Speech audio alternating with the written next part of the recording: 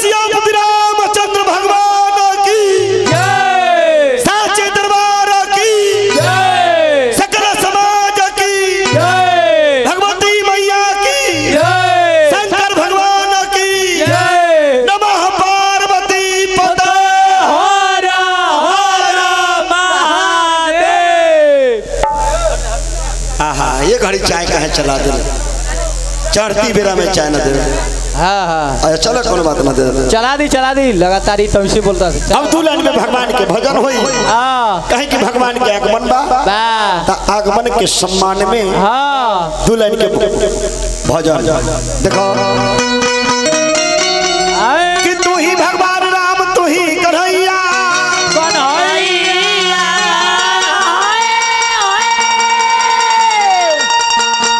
तू ही परशुराम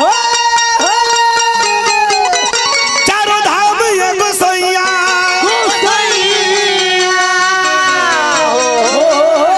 ए भैया छोड़ के जे बुरा काम नाम जपे आठ हो जाम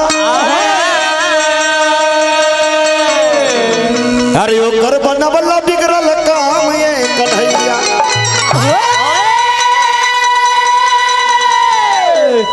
तो नीचे बहेलिया जाल बिछवले अरे ब्याध लगबल बा निशानी गोसैया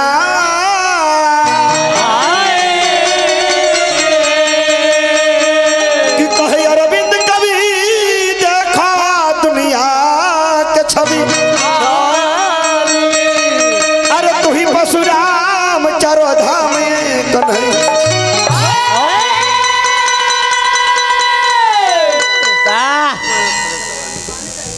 हेलो जैसे हाथ उठा के ना जैसे हाथ उठा के सबको जयकारा लगेले बार अब भगवान के आगमन है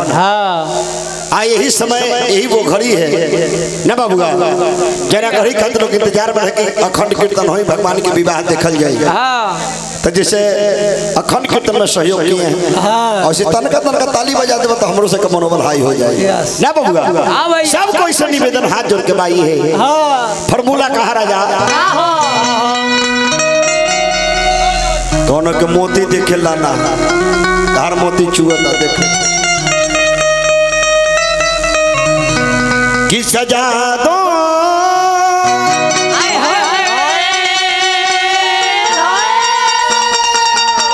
रे घर को गुलशन सा नरे प्रभु राम आए मेरे प्रभु राम आए हैं चारों धाम आए हैं खुशियां और मंगल साथ साथ लाए हैं तो सब कोई गार्जियन लोग सब आदमी ननकी बउआ लोग घर के माई बहन चाची का सब कोई भजन के साथ ताली ध्यान देवे के बाद कि सजा दो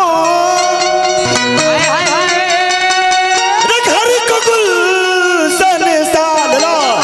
मेरे प्रभु राम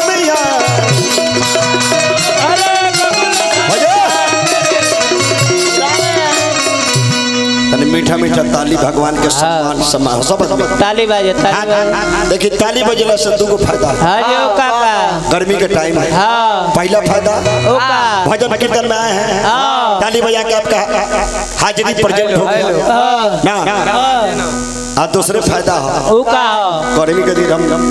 अक्षर मच्छर भीड़ में आई नहीं वो पटापट के बाद सुन के दूर भागल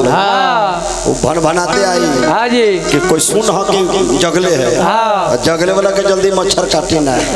एक खातिर बरसात के टाइम है ताली बजा दोनों काम हो जाएगा कि सजा दो